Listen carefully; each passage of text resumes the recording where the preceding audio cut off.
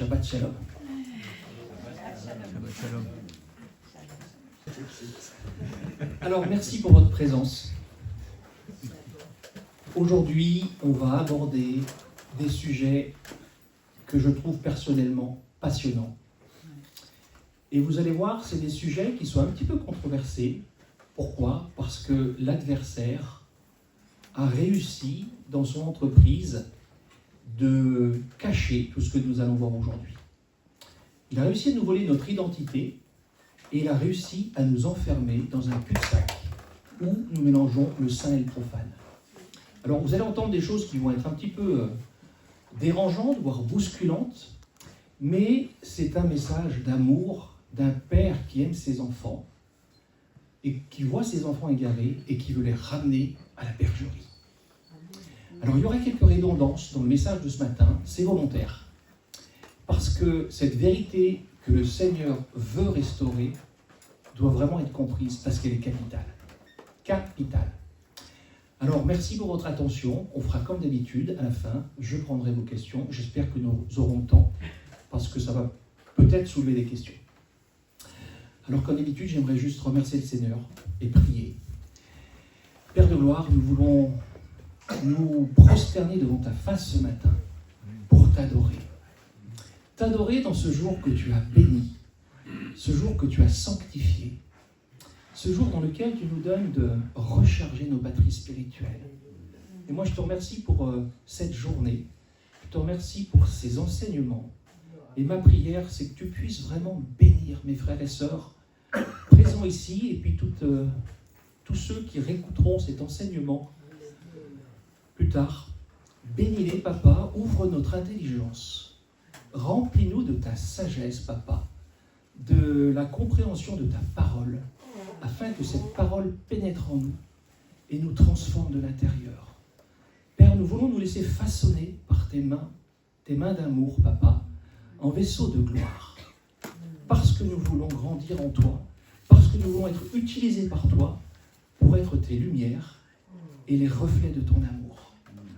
Père, tu as fait de nous des fils et des filles d'un royaume, d'un peuple qui s'appelle Israël.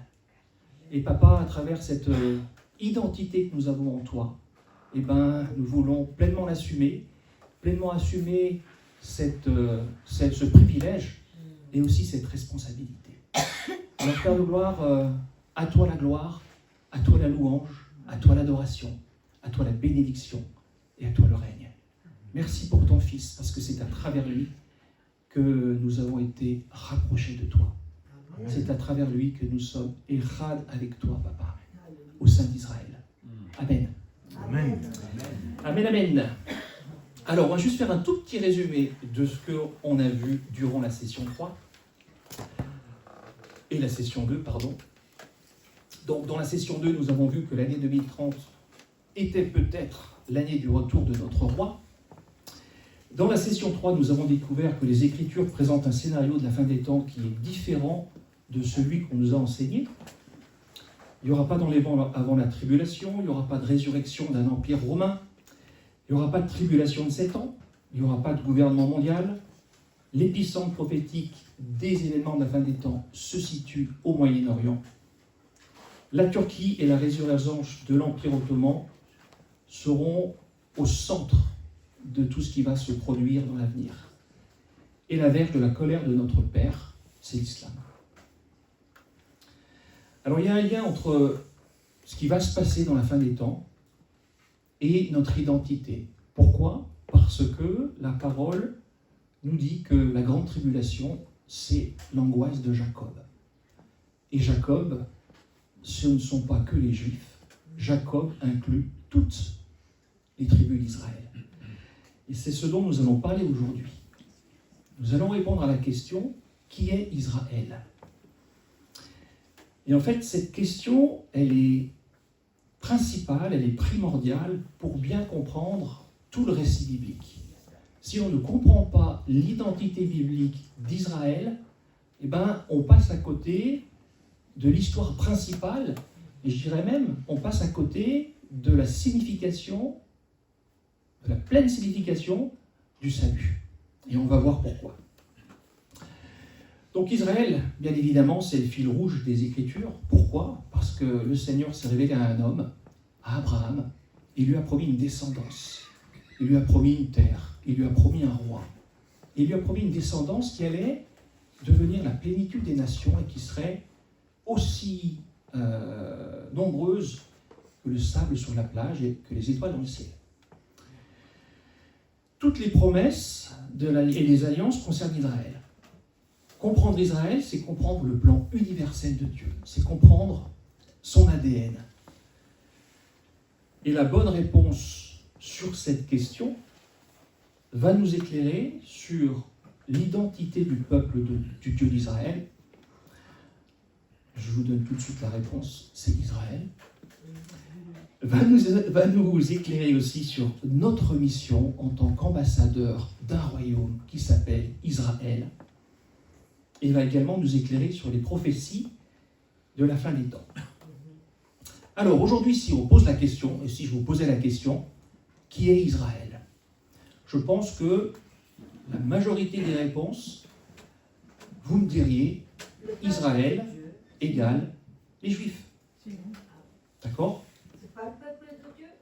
Les Juifs, si. Alors c'est le peuple de Dieu. Bah oui. Mais, il y a un petit bémol. Mais ça ne se limite pas aux Juifs, et c'est ce qu'on va voir. En fait, la définition la plus courante d'Israël, et on comprendra pourquoi dans la session de ce soir, elle est réduite aux seuls Juifs. Il y a plusieurs raisons à cela. Une des raisons, c'est que, effectivement, les Juifs, tout au long des siècles, ce sont le seul peuple qui a gardé son identité israélite. Donc le nom juif vient du nom Juda. Juda, par défaut, c'est une des 12 tribus d'Israël. Et au cas où vous ne le sauriez pas, c'est la seule tribu juive. C'est-à-dire qu'il y a 11 autres tribus qui appartiennent à 100% Israël, mais qui ne sont pas juives. Donc, lorsqu'on dit Israël égale les Juifs, par défaut, on réduit Israël à une tribu sur 12. Par extension, comme nous allons le voir, on réduit aussi Israël à 2 tribus et demie sur 12. Pourquoi? Parce que nous verrons qu'au cours de l'histoire, il y a eu un schisme au sein d'Israël, avec une séparation des 12 tribus en 2 maisons. Et la maison du sud, que la parole appelle la maison de Juda, était composée de la tribu de Juda, de la tribu de Benjamin et d'une partie des Lévites.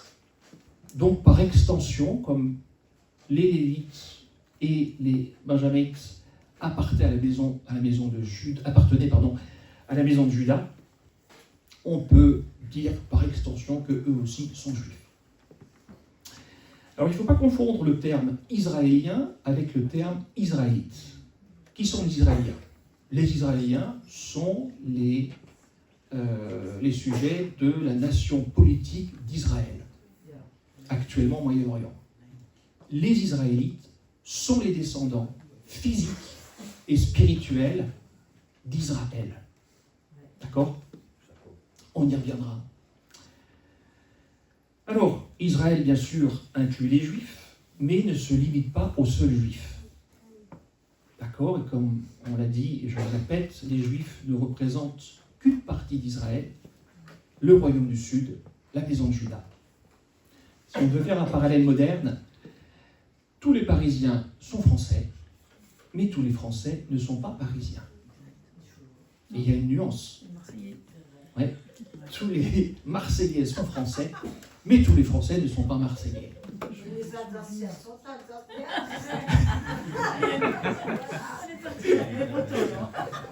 Exactement. Ça me fait penser à une chanson canadienne.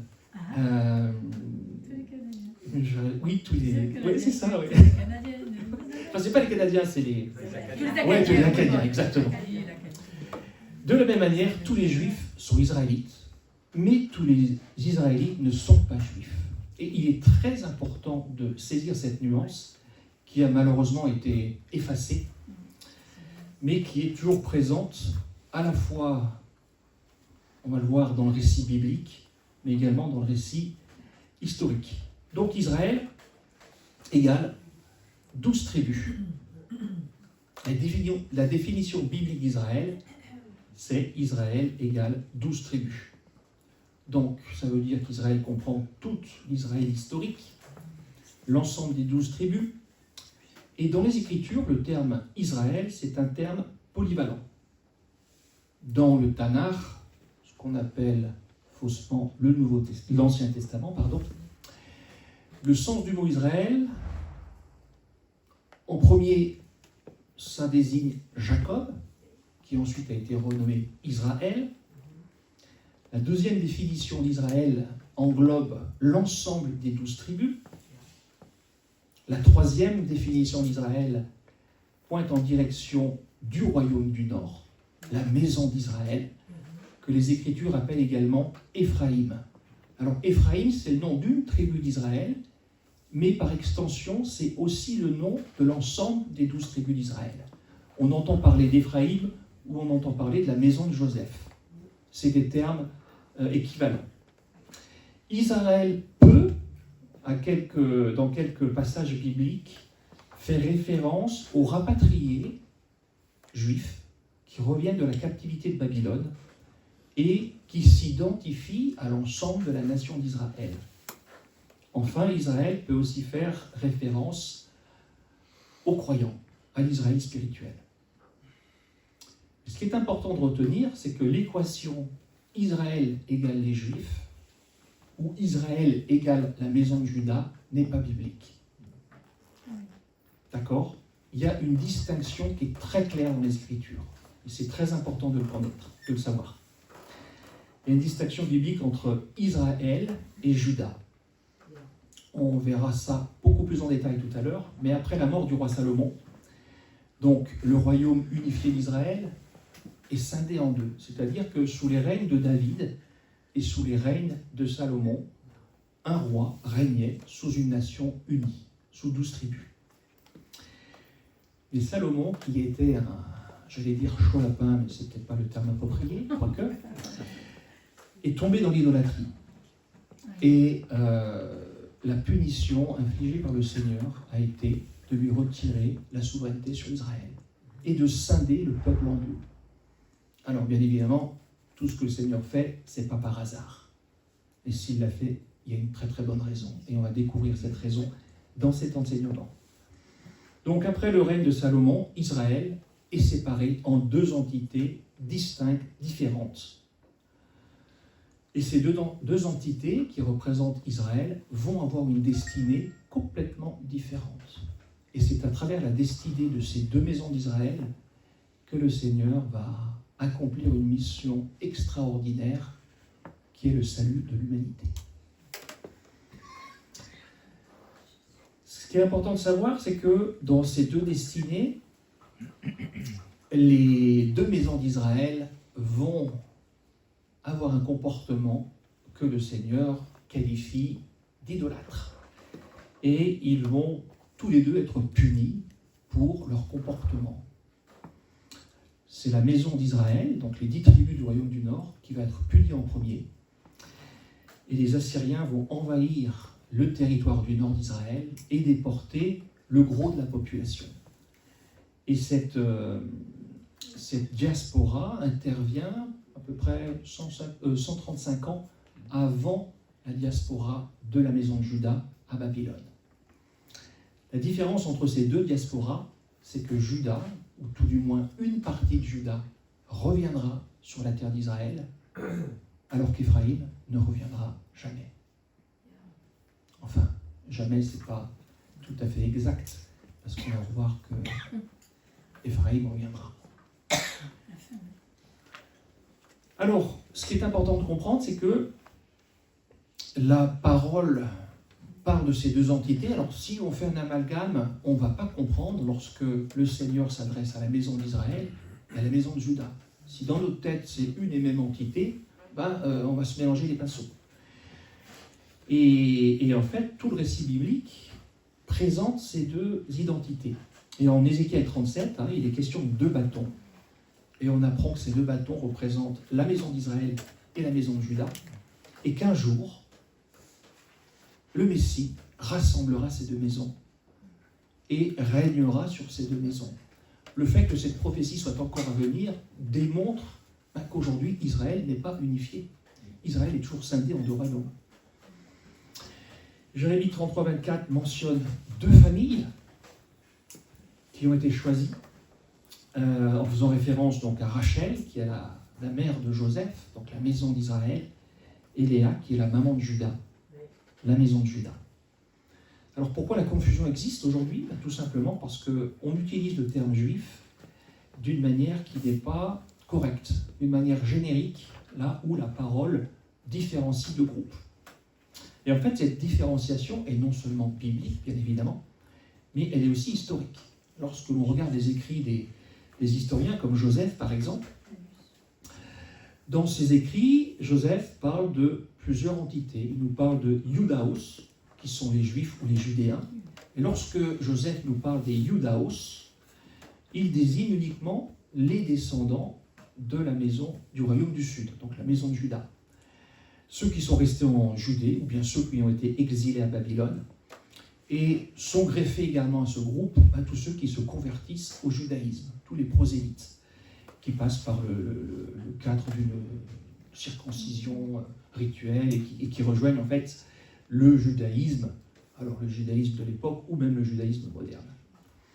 Quand Joseph utilise le terme israélites, israélite ou israélos, Israël, ce sont des termes qui apparaissent bien évidemment dans ses écrits, qui relatent les périodes pré-exiliques et exiliques, donc avant l'exil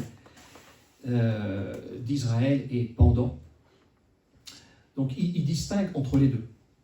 Et le terme Iudaos, juif, apparaît plus de 1190 fois dans l'ensemble de son œuvre, mais seulement 27 fois dans ses premiers livres. Et lorsque Joseph, lorsque les tribus du Nord ne sont plus concernées dans les récits de Joseph, il ne parle uniquement que de Juda, d'accord, et non pas d'Israël. Et ça, c'est important. Et on retrouve également cette distinction dans les écrits qu'on a retrouvés à Qumran. Donc la secte, en fait, ne se désignait pas simplement comme Israël ou Juda, eux, ils se désignaient comme le reste d'Israël, ou les captifs d'Israël, ou les repentants d'Israël. Ils s'identifiaient vraiment à un groupe particulier qui, justement, s'était repenti à partir des deux maisons d'Israël pour être, entre guillemets, le peuple élu. Elle distinguait donc les tribus du Sud, Juda, Lévi, Benjamin, et attendait cette restauration, pas d'Israélites, donc cette restauration de l'ensemble d'Israël. Et bien sûr, à l'époque des récits, des écrits apostoliques, tout le monde connaissait l'histoire d'Israël. Tout le monde connaissait ce que l'on va voir maintenant.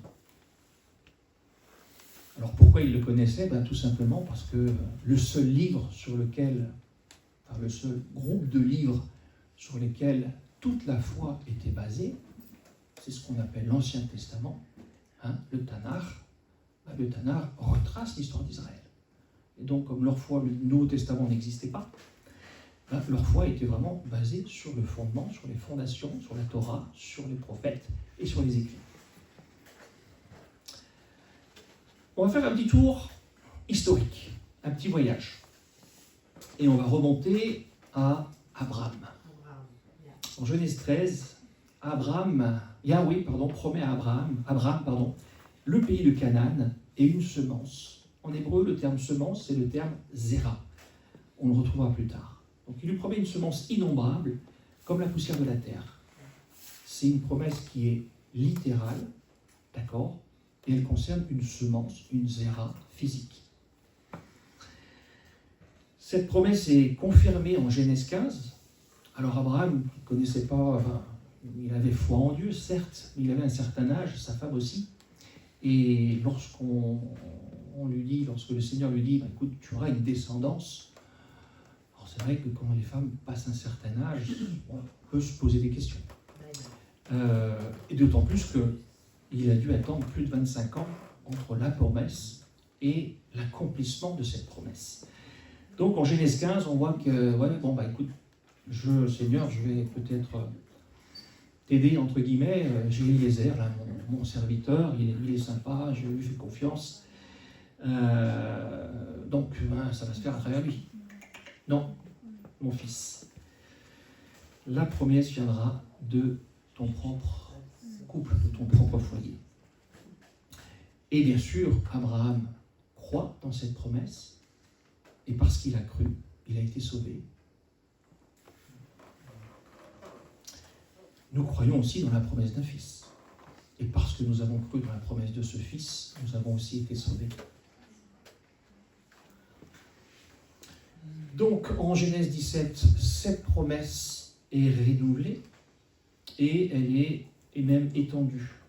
Abraham est appelé à devenir le père d'une multitude de nations, et on apprend que des rois seront issus de sa descendance et gouverneront la maison royale de David, et qu'un Mashiach, un roi particulier, sera issu de cette lignée. En Genèse 22, le Seigneur met à l'épreuve la foi d'Abraham à travers la ligature d'Isaac, mais ensuite Yahweh lui renouvelle cette même promesse. La descendance d'Abraham sera innombrable et le Messie sera issu de cette semence. Au cours de l'histoire, la promesse est transmise donc au fils d'Abraham, à Isaac, puis à Jacob. Alors, il est intéressant que, alors tout le monde connaît l'histoire, Abraham a eu 2 enfants. Il a eu un premier enfant d'une union qui n'était pas l'union, on va dire, de son couple initial. Et ce n'est pas Ishmaël qui a reçu la promesse. La promesse est passée par Isaac, ensuite par Jacob, et non pas par Esav. Alors c'est intéressant de, juste entre parenthèses, noter que ce ne sont pas les premiers-nés qui reçoivent les promesses. Que ce soit Adam, il était disqualifié, c'est le second Adam, à travers lequel la promesse est faite. Que ce soit Isaac, enfin Ishmaël, le premier-né, c'est Isaac, ce n'est pas Esaü, le premier-né, c'est Isaac. Et on va voir après que ce n'est pas Manassé qui aura la promesse, mais Éphraïm, son petit frère. Donc Jacob reçoit la bénédiction et devient le père d'une nation et d'une multitude de nations. On apprend que la semence d'Israël sera également dispersée sur la terre entière. C'est une information qui est intéressante. Jacob reçoit le nom d'Israël et il apprend qu'il sera le fondateur d'une nation et d'une multitude de nations. On le voit adopter Éphraïm et Manassé, et on va voir que la promesse de multiplication physique va se faire à travers Éphraïm. Et on peut dire ça dans Genèse 48. Je vous lis la version tirée de la Bible des Racines hébraïques. Et Israël étendit sa main droite et l'a mise sur la tête d'Éphraïm, qui était le plus jeune, et sa main gauche sur la tête de Ménaché. Il croisa ses mains, car Ménaché était l'aîné, et il bénit Yosef et dit : l'Élohim en face de qui mes pères Abraham et Yitzhak ont marché, l'Élohim qui a été mon berger depuis que j'existe jusqu'à ce jour, le messager qui m'a racheté de tout mal, bénit ces garçons, et ils porteront mon nom et le nom de mes pères Abraham et Yitzhak, et ils poissonneront immensément sur la terre. Alors cette phrase, traduite ici par « ils poissonneront immensément sur la terre », en hébreu, c'est l'expression « ve'yigdu lechov ». Et l'idée vraiment est celle de proliférer comme des poissons. Et c'est une prophétie donc qui concerne directement Éphraïm et Manassé, et qui annonce que leurs descendants se répandront sur toute la terre. Alors bien sûr, quand on entend de poissonner, on peut se souvenir des paroles du Mashiach lorsqu'il dit « Je ferai de vous des pêcheurs d'hommes ». Donc les disciples, ils reçoivent une mission, aller à la pêche aux hommes. Et ces hommes, ce sont les brebis perdues de la maison d'Israël, Éphraïm. En Matthieu 15, Yeshua nous dit « Je n'ai été envoyé qu'à l'Église. » Ah pardon, qu'aux brebis perdues de la maison d'Israël. Pourquoi Yeshua dit ça? Pourquoi il ne dit pas « j'ai été envoyé à l'Église » ou « j'ai été envoyé aux païens » On va le découvrir. Dans la bénédiction que Jacob place sur Éphraïm et Manassé, il place la main droite sur Éphraïm, alors qu'Éphraïm, ce n'est pas le premier-né. Ce n'est pas le premier fils de Joseph. Et en fait, quand on place sa main droite et qu'on bénit quelqu'un, ça a un symbole très puissant. Et en fait, c'est le symbole du droit d'aînesse et de la bénédiction. Alors Joseph, quand il voit ça, il dit « Papa, il y a quelque chose qui cloche là ». Et on va lire ce passage toujours dans Genèse 48 et toujours dans la BRH. Et Yosef vit que son père portait sa main droite sur la tête d'Éphraïm, et cela fut mal à ses yeux. Et il saisit la main de son père pour la détourner sur la tête d'Éphraïm, sur la tête de Ménaché. Et Yosef dit à son père, « Pas ainsi, mon père, car celui-ci est l'aîné. Mets ta main droite sur sa tête. » Et son père refusa et dit, « Je sais, mon fils, je sais. Lui aussi deviendra un peuple, et lui aussi sera grand. Et pourtant, son frère, le petit, sera plus grand que lui. Et sa semence sera la plénitude des nations. » Sa semence sera la plénitude des nations. En hébreu, cette expression se dit « mélo à goyim ».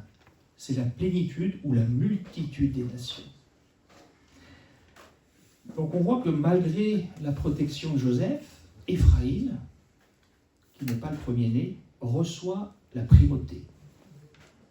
Et la semence d'Éphraïm, symbolisée plus tard bien sûr par les 10 tribus du royaume d'Israël, c'est-à-dire les 10 tribus non juives du royaume du Nord, eh bien, cette semence va contribuer à remplir la plénitude des nations de sang israélite. Et cette expression Mélo Goyim est celle que Paul emploie en Romains 11, 25, lorsqu'il nous parle de la plénitude des nations. On reviendra sur ce que Paul voulait vraiment dire lorsqu'il parle de la plénitude des nations. Et on verra aussi ce que Paul comprenait et enseignait à propos des païens, à propos des nations. Donc c'est cette semence, la semence d'Éphraïm, qui va accomplir physiquement la promesse de multiplication faite à Abraham, Isaac et Jacob. Donc on voit que dans cette bénédiction, il y a une séparation du droit d'aînesse et une séparation de l'autorité royale. En fait, le droit d'aînesse est coupé en deux. Éphraïm reçoit la bénédiction de la multiplication, mais le pouvoir royal revient à Juda. Et on voit ça dans la bénédiction que Jacob accorde à Juda en Genèse 49, où on apprend que le Shiloh sortira de Juda.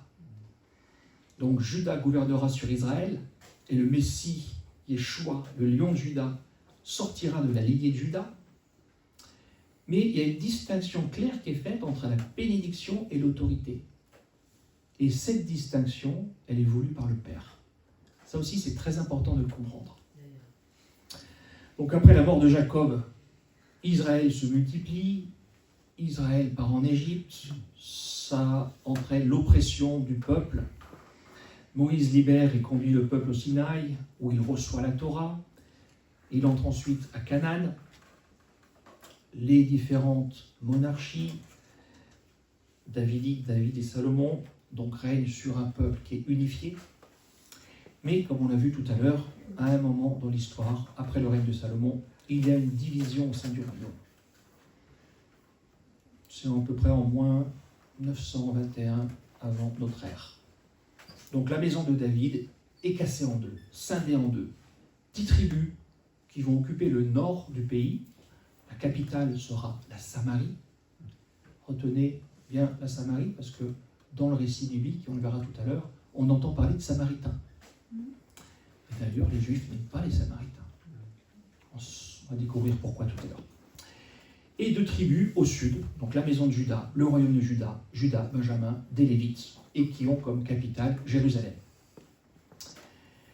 Jéroboam, c'est le premier roi de la maison d'Israël, donc des 10 tribus non juives du nord du pays. Et c'est lui qui va diriger cette entité pendant plusieurs années. Comme on a vu, ces divisions, elles concrétisent la séparation symbolique entre le droit d'aînesse Éphraïm, la multiplication, et la royauté Juda. Et c'est à travers donc, ces deux lignées, cette séparation symbolique que va s'accomplir le plan divin. Donc, après la division, nous voyons que le royaume du Nord va adopter des pratiques païennes. La Torah montre à Israël comment être béni et montre à Israël comment notre Dieu souhaite et désire être adoré. Donc il nous donne des instructions bien spécifiques. Mais malheureusement, Jéroboam décide de faire autrement. Qu'est-ce qu'il fait?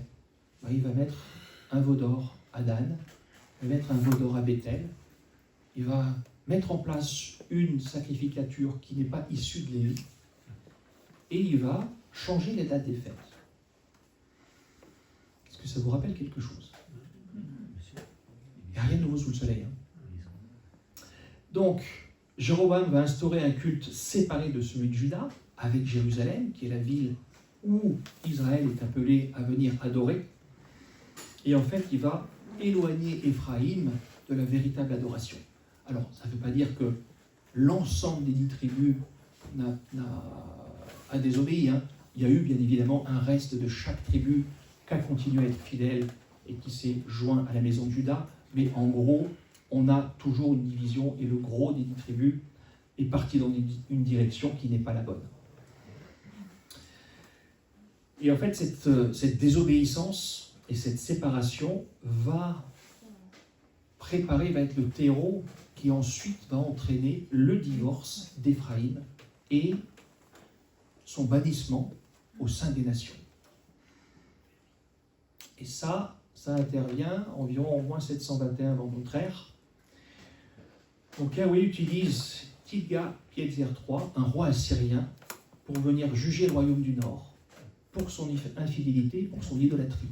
On voit ça en 2 Rois 15-29. En fait, les jugements du Seigneur ne changent pas. Tout au long de l'histoire d'Israël, il va utiliser les nations d'alentour pour aller châtier ses enfants désobéissants. Donc là, Éphraïm est exilé et Éphraïm ne reviendra plus sur sa terre. Les 10 tribus, à partir de ce moment-là de l'histoire, deviennent les 10 tribus perdues d'Israël. Elles sont dispersées puis assimilées aux nations. Bien sûr, aux yeux de Dieu, rien n'est caché. Et ce jugement s'inscrit dans le plan divin.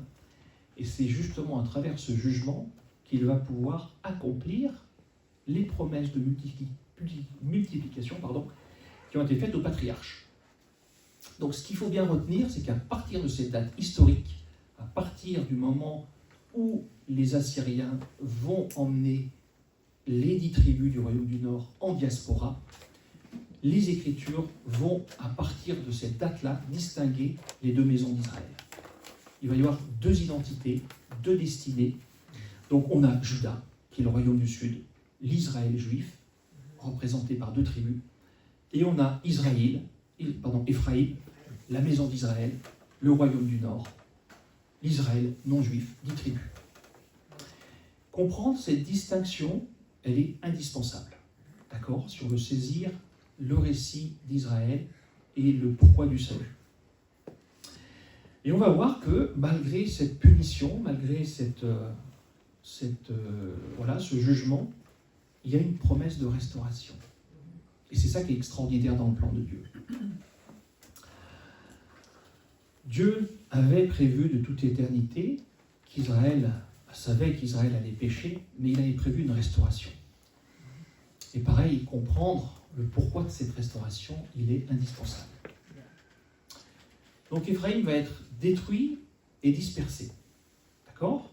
Et on voit dans le livre d'Osée un prophète qui s'appelle Osée, qui est envoyé, il n'est pas envoyé à la maison de Juda, il est envoyé à la maison d'Israël. Il est envoyé à Éphraïm, aux 10 tribus. Pourquoi? Parce que Osée va prophétiser sur Éphraïm. Et le Seigneur demande à Osée, tu vas épouser une prostituée. Pourquoi? Parce que je vais te montrer ce que mon peuple m'a fait. Donc, le prophète épouse une prostituée. Ils vont avoir plusieurs enfants. Le premier enfant s'appelle Jisraël, ça veut dire Dieu s'aime. Le deuxième, Lo-Ruchama, pas de pitié. Et le troisième, Lo-Ami, plus mon peuple.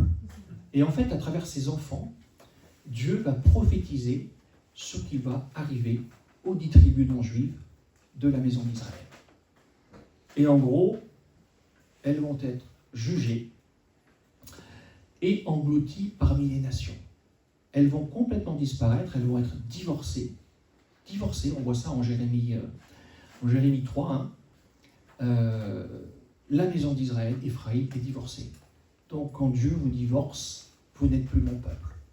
Vous êtes comme les païens, vous êtes morts. Donc ça symbolise une rupture totale. Et c'est pourquoi Éphraïm, les 10 tribus, vont se perdre au sein des nations. Mais notre Dieu est miséricordieux.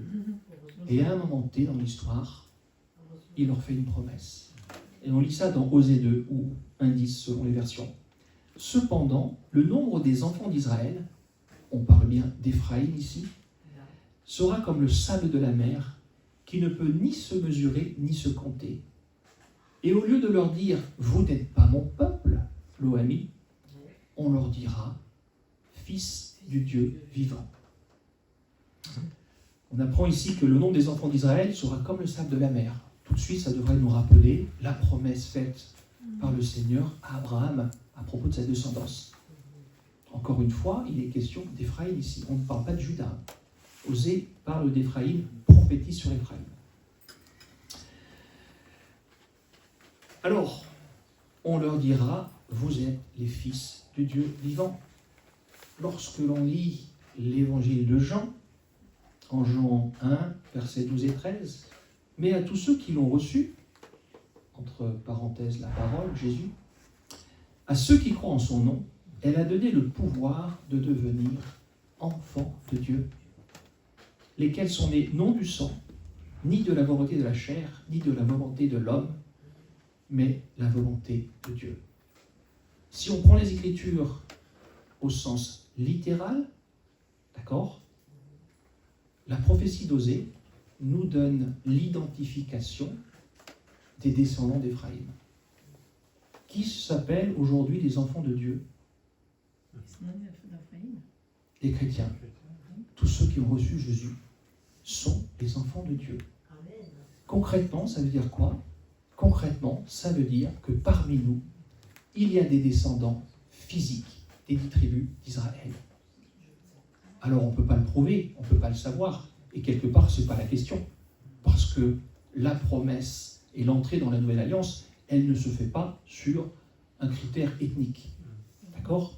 Mais ce qu'il est important de retenir, et qu'on soulignera à plusieurs reprises, c'est que lorsqu'on est adopté au sein d'Israël, et que l'on devient des enfants de Dieu, nous sommes Israël. Nous ne sommes pas une identité distincte et séparée d'Israël qui s'appelle l'Église. Et ça, je vais vous le démontrer.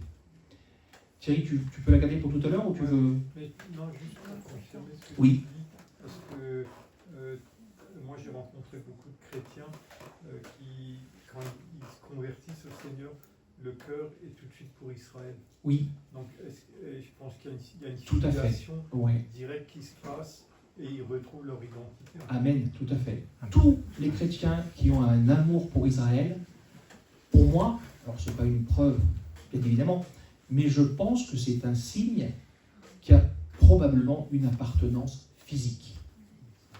Je ne sais pas si vous, quand vous étiez petit comme moi, quand j'étais petite, on m'a demandé, est-ce que tu veux être française? On me l'a demandé, ou juive. Je dis non, comme je suis née en France. Je dis non, moi je suis française. Vous voyez ce que je veux dire? Tout à fait. Mais en Yeshua, Moi, vous êtes Israël. Ouais. Alors, les croyants les nouveaux, issus des nations, représentent en partie l'ancienne maison d'Israël dispersée. Alors, je dis en partie, parce que bien évidemment, tous les païens n'ont pas un lien forcément de consanguinité avec Israël. Mais au niveau spirituel, à partir du moment où on rentre dans l'alliance, on rejoint le peuple d'Israël. Pourquoi ? Parce qu'il n'y a qu'un seul Dieu, et c'est le Dieu d'Israël.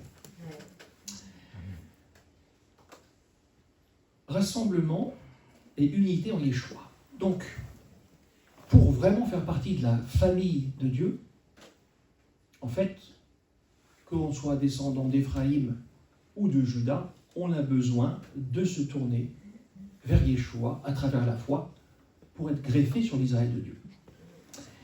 Et cette entité connue sous l'appellation Église, composée de juifs et de non-juifs, est en réalité l'Israël réuni sous l'autorité d'un roi, Yeshua. Alors bien sûr, la restauration complète d'Israël, elle comprend Éphraïm et Juda réconciliés.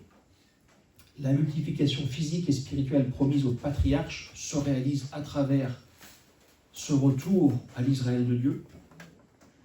Et lorsqu'on est en Yeshua, aux yeux de Dieu, on est tous unis dans une entité nouvelle qui est sainte, et nous sommes des enfants du Père. Malheureusement, et on va le voir plus tard, il y a toujours cette rivalité entre Juda et Éphraïm. On comprendra pourquoi tout à l'heure. Donc, la mission précise de Yeshua, on part de ce verset, je n'ai été envoyé qu'aux brebis perdues de la maison d'Israël. Yeshua ne dit pas qu'il est venu pour les païens ou uniquement pour les juifs. Il est venu pour les brebis perdues de la maison d'Israël. Et ici, la maison d'Israël englobe bien évidemment l'ensemble des tribus, à la fois Juda et Éphraïm. Et ces brebis perdues, bien qu'elles vivent comme des païens depuis 2700 ans, en profanant le Shabbat, en consommant du porc et en adoptant des pratiques des nations, elles sont réintégrées au sein de l'Alliance à travers la foi en Yeshua.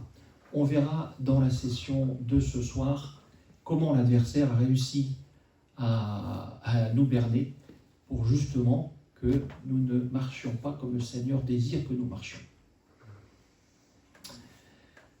Beaucoup parmi les païens, parmi les croyants non juifs, donc ce qu'on appelle les païens, qui viennent à Yeshua, sont en réalité des descendants physiques de la maison d'Israël. La mission universelle de la Bessora, donc la bonne nouvelle, est en réalité la recherche planétaire de la semence d'Éphraïm. Vous savez, celle qui poissonne dans le monde entier.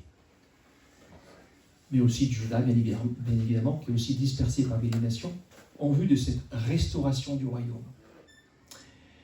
On lit quelque chose d'intéressant dans Acte 15. Alors Acte 15, c'est un passage qui est souvent mis en exergue pour soi-disant prouver que les gentils, les païens, n'ont pas à obéir à la Torah, mais à 4 instructions. C'est intéressant lorsqu'on écoute ce que Yaakov a à nous dire. Je vais vous lire ce passage qui est tiré de la BRH. Et après avoir gardé le silence, Yaakov répondit et dit : « Homme frère, écoutez-moi. Shiméon vous a raconté comment Elohim a d'abord visité les nations pour y pendre un peuple pour son nom. Et c'est pour ceci que s'accordent les paroles des prophètes selon qu'il est écrit. Après cela, je reviendrai et je rebâtirai le tabernacle de David qui est tombé. Et je rebâtirai ses ruines et je le redresserai, afin que le reste des hommes cherche intensément Yahweh et toutes les nations sur lesquelles est invoqué mon nom, ainsi dit Yahweh, toutes ces choses. C'est pourquoi moi, Yaakov, je juge qu'il ne faut pas perturber ceux des nations qui retournent vers Elohim. » Lorsqu'on lit ces paroles avec une mentalité gréco-romaine et que l'on ignore tout de l'histoire d'Israël, on ne comprend pas grand-chose.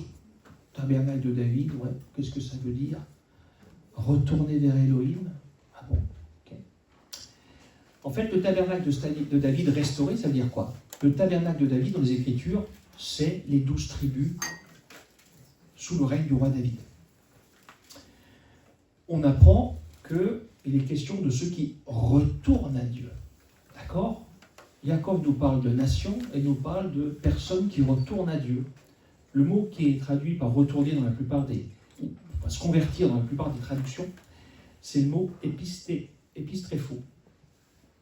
Et en fait, littéralement, ça signifie revenir à l'endroit que l'on avait quitté, retourner, revenir en arrière. Donc là, il est question de païens, entre guillemets, de gens des nations qui reviennent à Dieu. Quelqu'un qui fait partie des nations, qui n'a jamais connu Dieu, ne revient pas à Dieu. Donc, dans la tête de Jacob, Jacob savait très bien à qui il s'adressait. Jacob connaissait parfaitement qui étaient les nations. Il nous parle de la restauration du tabernacle de David, c'est-à-dire la restauration de l'ensemble des 12 tribus, et il nous parle de ceux qui reviennent à Dieu. Donc les croyants non juifs issus des nations étaient en train de revenir à Dieu, et ceux qui reviennent à Dieu étaient, pour la grande majorité d'entre eux, des descendants d'Éphraïm. Et à travers la foi en Yeshua, ils reçoivent un statut renouvelé, et ils passent de proscrits à fils et fils de Dieu, grâce au sang de l'agneau. Donc l'évangile, la Bessora dans la parole, elle ne se limite pas au salut personnel. Il y a bien évidemment un salut personnel, mais il s'agit aussi et avant tout de restaurer l'alliance et l'unité des deux maisons d'Israël. Matthieu 24, 14, cette bonne nouvelle du royaume sera prêchée dans le monde entier pour servir de témoignage à toutes les nations. Alors viendra la fin. La bonne nouvelle, c'est la restauration d'Israël. C'est la pleine restauration d'Israël. Ça, c'est la bonne nouvelle biblique. Et dans cette pleine restauration d'Israël, bien évidemment, il est question d'une terre et d'un roi. Matthieu 12, 25, tout royaume divisé contre lui-même est dévasté, et toute ville ou maison divisée contre elle-même ne peut subsister. Ici, il s'agit aussi des deux maisons d'Israël, enfin du royaume d'Israël, qui à l'époque de Yeshua était divisé, mais il est venu pour reconstruire ce tabernacle. Et comment il l'aurait construit ? On le voit dans plusieurs passages, dans Jérémie 23 par exemple. Voici les jours viennent, dit l'Éternel, où je susciterai à David un germe juste. Il régnera en roi et prospérera. Il pratiquera la justice et l'équité dans le pays. En son temps, Juda sera sauvé. Israël aura la sécurité dans sa demeure. Et voici le nom dont on l'appellera, l'Éternel notre justice. Donc là, on voit Juda restauré, Juda sauvé, et on voit Israël en sécurité. D'accord ? C'est deux entités. Ce n'est pas une entité, c'est deux entités. En Luc 24, 21, nous espérions que ce serait lui qui délivrerait Israël. Et avec tout cela, voici le 3e jour que ces choses se sont passées. Ça, c'est les disciples sur la route d'Emmaüs. C'est quoi leur attente ? Qu'il délivrerait Israël. Acte 6, c'est le verset qu'on a lu en introduction de ce séminaire. Alors les apôtres réunis lui demandèrent « Seigneur, est-ce en ce temps-là que tu rétabliras le royaume d'Israël ?» Donc, tous les disciples s'attendaient à voir les 12 tribus restaurées sous leur roi. C'était l'attente de tous les apôtres, c'était la compréhension de tout le monde. Pourquoi ? Parce que la bonne nouvelle, c'est la bonne nouvelle de la restauration du royaume d'Israël. Et cette bonne nouvelle, bien sûr, passe à travers la nouvelle alliance, que l'on lit dans Jérémie 31. « Voici les jours viennent, dit l'Éternel, où je ferai avec la maison d'Israël et la maison de Juda une alliance nouvelle, non comme l'alliance que je traitais avec leur père, le jour où je les ai saisis par la main pour les faire sortir du pays d'Égypte, alliance qu'ils ont violée, quoique je sois leur maître, dit l'Éternel. Mais voici l'alliance que je ferai avec la maison d'Israël. Après ces jours-là, dit l'Éternel, je mettrai ma Torah au-dedans d'eux, je l'écrirai dans leur cœur, et je serai leur Dieu, et ils seront mon peuple. Dans cette promesse de la nouvelle alliance, on voit que c'est Yahweh qui établit son alliance avec deux entités, donc la maison d'Israël et la maison de Juda. On en revient toujours à ces deux entités qui, ensemble, lorsqu'elles sont Echad, forment la totalité d'Israël. Lorsque la maison d'Israël est mentionnée en premier, ici, là, il s'agit bien d'Éphraïm. Lorsqu'elle est mentionnée en deuxième, c'est l'ensemble d'Israël. En Apocalypse 21:12, on apprend que la Jérusalem céleste possède 12 portes, chacune nommée selon les tribus d'Israël. Alors quand on dit à nos frères et sœurs chrétiens, et toi par quelle porte tu vas rentrer en Israël? Par la porte des païens, par la porte de l'église. Ah d'accord. Il n'y a pas de porte de l'église, il n'y a pas de porte pour les pentecôtistes, pour toutes les dénominations chrétiennes. Il y a 12 portes, ce sont les 12 tribus d'Israël.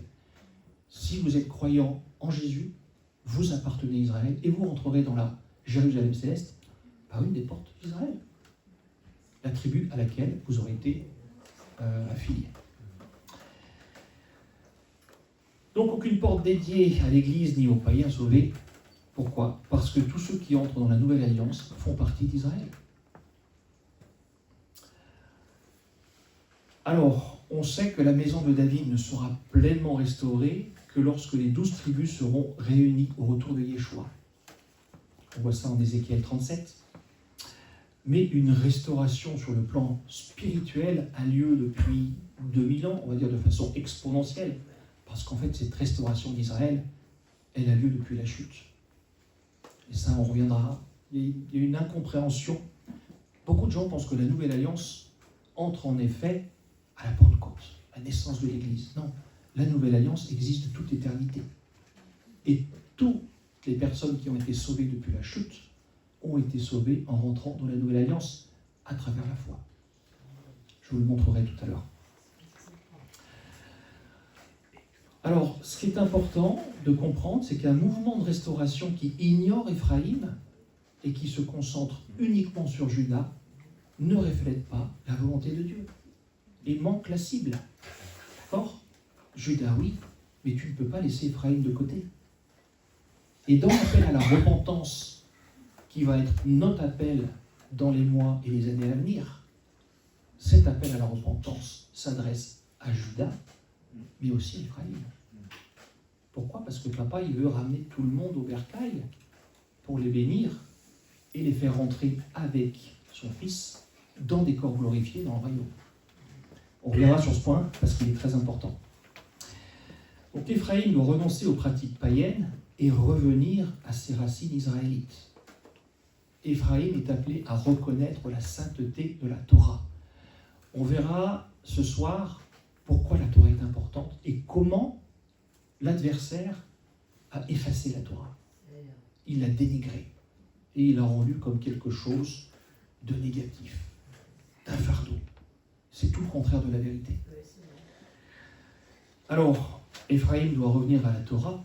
La vraie Torah et la seule Torah, c'est celle qui est gravée sur nos cœurs.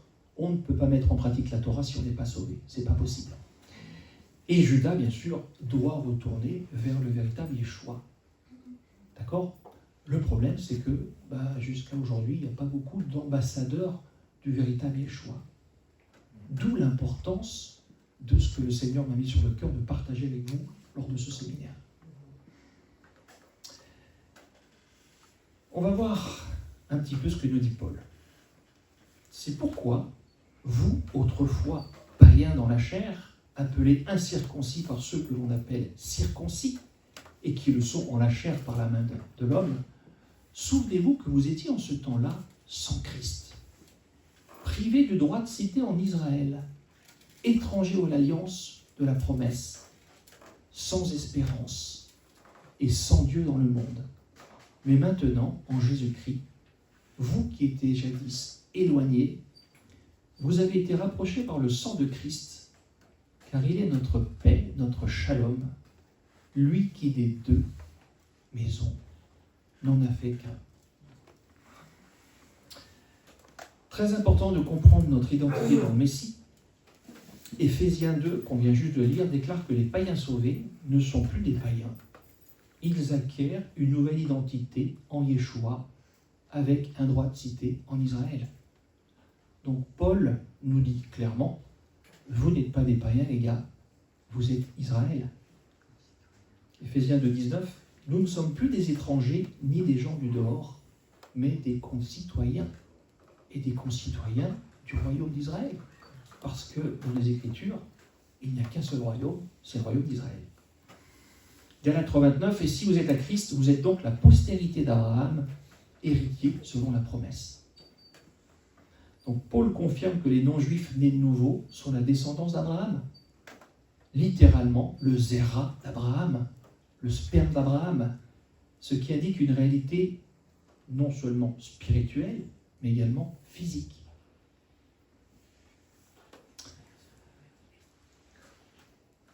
Une vérité souvent ignorée.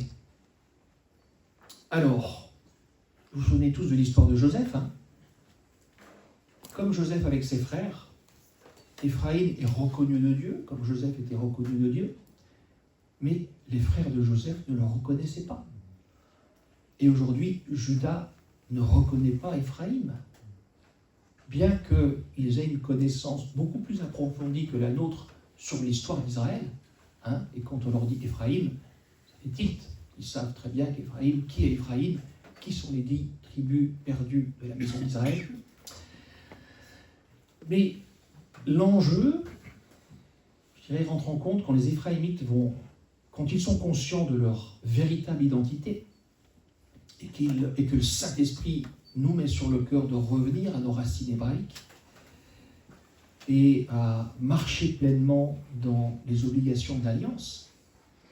Concrètement, ça veut dire se reposer le samedi, ça veut dire manger ce que la parole déclare comme étant comestible, etc. Et c'est uniquement lorsqu'Éphraïm retrouvera son ADN israélite que Judas pourra le reconnaître. Ani Yosef, Ani Éphraïm. Moi, quand je rencontre un juif, je lui dis que je l'aime. Et puis je lui dis, Ani Israël, Ani Éphraïm. Je suis Israël, je suis ton frère. Je ne suis pas de Judas, mais je suis d'Éphraïm. Ésaïe 11,13, la jalousie d'Éphraïm disparaîtra et ses ennemis en Juda seront anéantis. Éphraïm ne sera plus jaloux de Juda et Juda ne sera plus hostile à Éphraïm. Lorsque Yeshua reviendra et que nous revêtirons nos corps glorifiés, toute l'animosité de Juda, d'Éphraïm, la jalousie, disparaîtra. Mais Papa ne veut pas qu'on attende forcément ce moment-là. Il veut que cet amour, cette jalousie disparaisse maintenant. Et on doit ouvrir nos cœurs à Juda. D'accord ? Et quand on comprend pleinement notre identité, c'est plus facile d'ouvrir son cœur. Parce qu'on va parler à nos frères d'égal à égal, même si la plupart d'entre eux ne nous reconnaissent pas. Et c'est intéressant, je le citerai tout à l'heure, les Juifs messianiques, donc les Juifs qui croient en Yeshua, font partie de ceux qui combattent ce message que je suis en train de vous enseigner ce matin. Pourquoi ? Parce que Judas a un certain problème d'orgueil. Nous, on est le peuple élu. Vous, les païens, vous êtes des citoyens de seconde zone. Alors que Paul nous dit tout le contraire. Non, les gars, vous faites à part entière partie d'Israël. Mais bon, la bonne nouvelle, c'est que Judas finira par nous reconnaître en tant que frère dans la chair.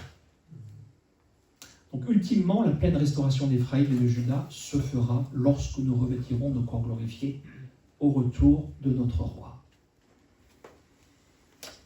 Et c'est cet Israël réunifié et glorifié qui sera alors en mesure de remplir sa mission, être la lumière des nations durant le règne millénaire du Messie sur terre. Je vais peut-être en choquer quelques-uns, mais l'évangélisation des païens, elle rentrera pleinement dans sa mission dans le millénium. Tout ce que l'on fait maintenant, le Seigneur l'utilise, bien évidemment. Mais lorsqu'on étudie les Écritures, les prophètes ne sont pas envoyés à Édom, les prophètes ne sont pas envoyés à Amalek ou à Moab pour leur parler de Jésus. Non, les prophètes sont envoyés à ceux qui se réclament d'Israël. Et le message est très clair. Repentez-vous, les gars, le royaume est proche. Le Seigneur veut que ses enfants l'adorent en esprit et en vérité. Et notre mission première, dans les mois et les années qui viennent, ça va être de porter ce message aux brebis perdues de la maison d'Israël, à la fois Juda et Éphraïm.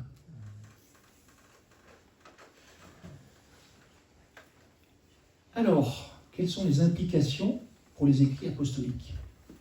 Donc, encore une fois, la plupart d'entre nous, on aborde le Nouveau Testament sans cette connaissance, sans cette compréhension. Donc forcément, nos interprétations ne vont pas forcément toujours être ajustées. Mais c'est important de comprendre que les premiers disciples de Yeshua, ils comprenaient parfaitement ce que je viens de vous expliquer. D'accord ? Le choix des 12 tribus et la promesse de juger les 12 tribus révèlent en fait l'anticipation d'une restauration pan-israélite. Les Samaritains s'identifiaient avec les tribus du Nord. Es-tu plus grand que notre père Jacob ? C'est la femme qui répond ça à Yeshua au puits. Quoi ? Notre père Jacob ? Les Samaritains ont un père qui s'appelle Jacob ? Comme nous les Juifs ? Pourquoi les Juifs détestaient les Samaritains à l'époque ? Et toujours aujourd'hui d'ailleurs.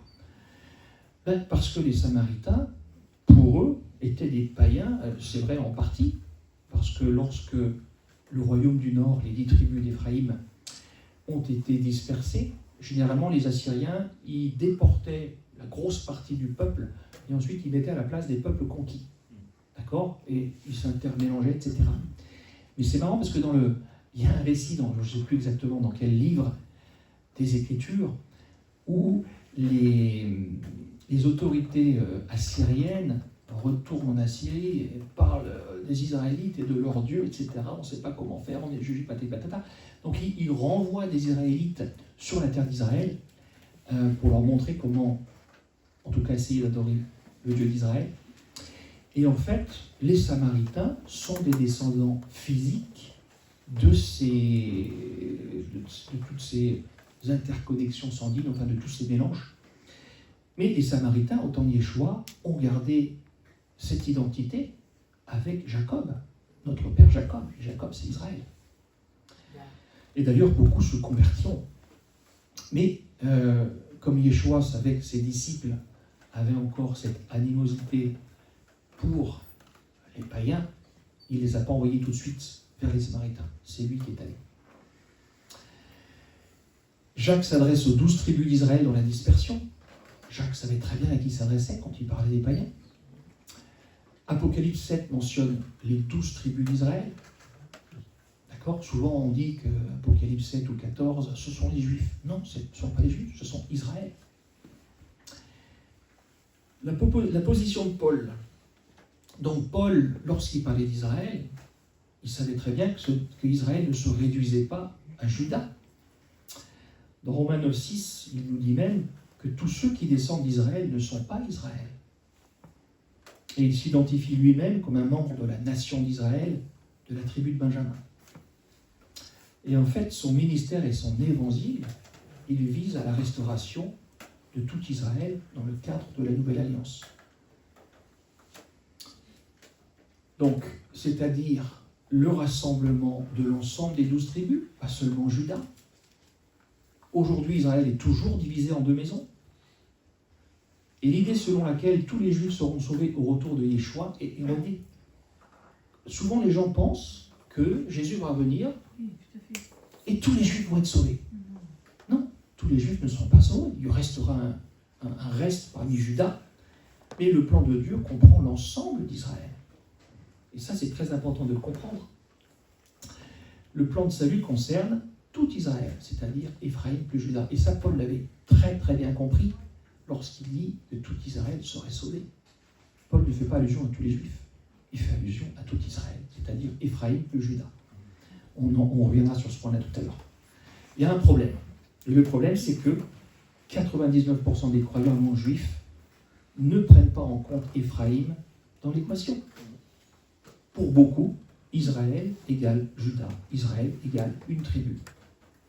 Pour le Dieu d'Israël, Israël égale Éphraïm, 10 tribus non juives, plus Juda, 2 tribus juives, égale 12 tribus. 99% des croyants non juifs ignorent que beaucoup parmi eux sont des descendants physiques issus des 10 tribus. Ils ignorent aussi qu'ils appartiennent de facto à Israël. Et ils ignorent qu'aux yeux de Dieu, l'Israël qui compte, c'est l'Israël qui entre dans la Nouvelle Alliance.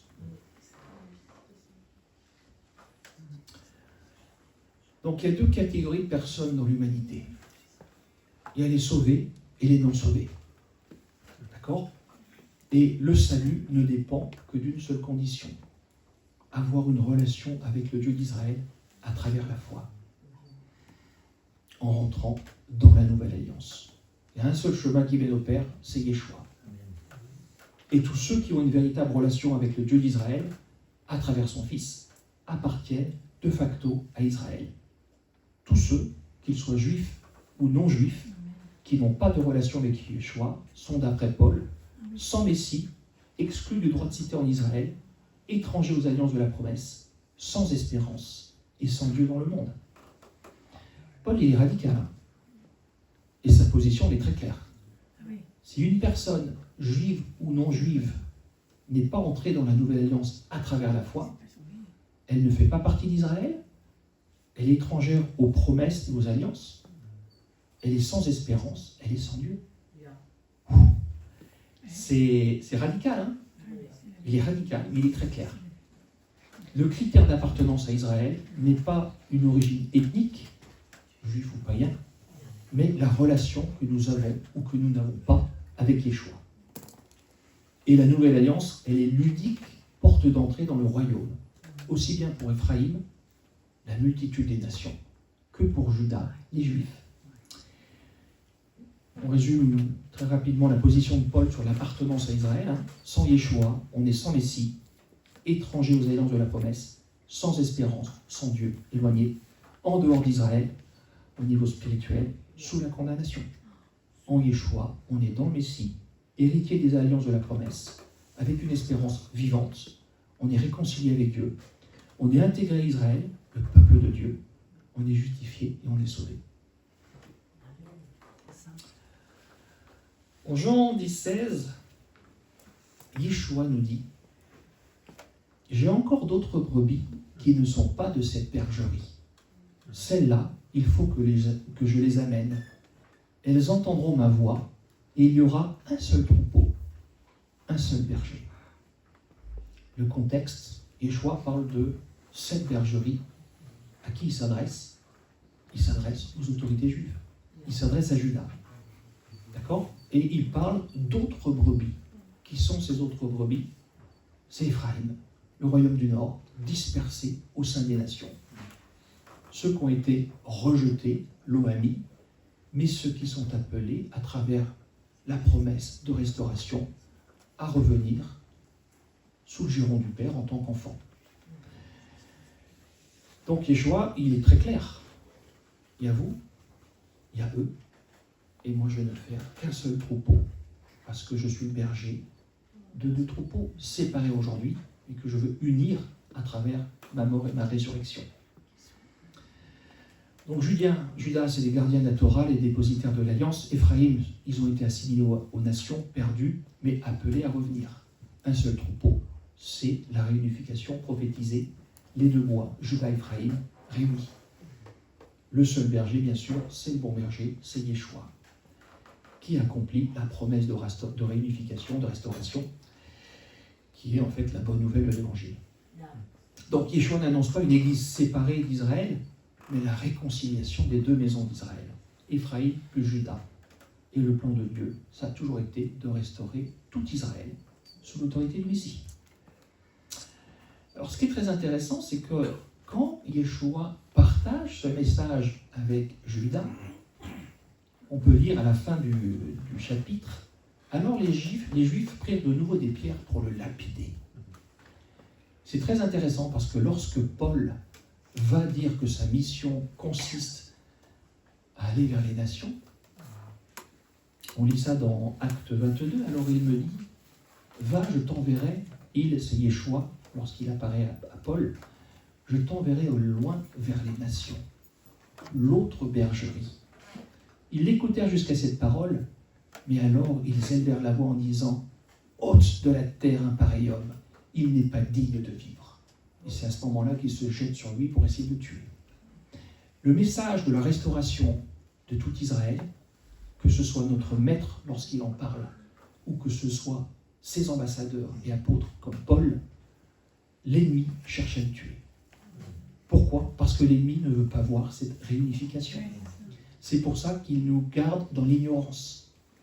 Et c'est pour ça que cette vérité est attaquée et qu'elle le sera. Alors, la mauvaise nouvelle pour l'adversaire, c'est que c'est papa qui gagne. Et c'est la volonté de papa qui se fait. Et sa volonté, c'est que cette vérité soit restaurée. Et je pense qu'on est dans les temps où cette restauration va être proclamée. Elle est importante. En Jean 11, 49, 52, on peut lire l'un d'eux, Caïphe, qui était souverain sacrificateur cette année-là, leur dit « Vous ne comprenez rien, vous ne réfléchissez pas, qu'il est dans votre intérêt qu'un seul homme meure pour le peuple et que la nation entière ne périsse pas. Or, il ne dit pas cela de lui-même, mais étant souverain sacrificateur cette année-là, il prophétisa que Jésus devait mourir pour la nation. Et ce n'était pas pour la nation seulement, c'était aussi afin de réunir en un seul corps les enfants de Dieu dispersés. »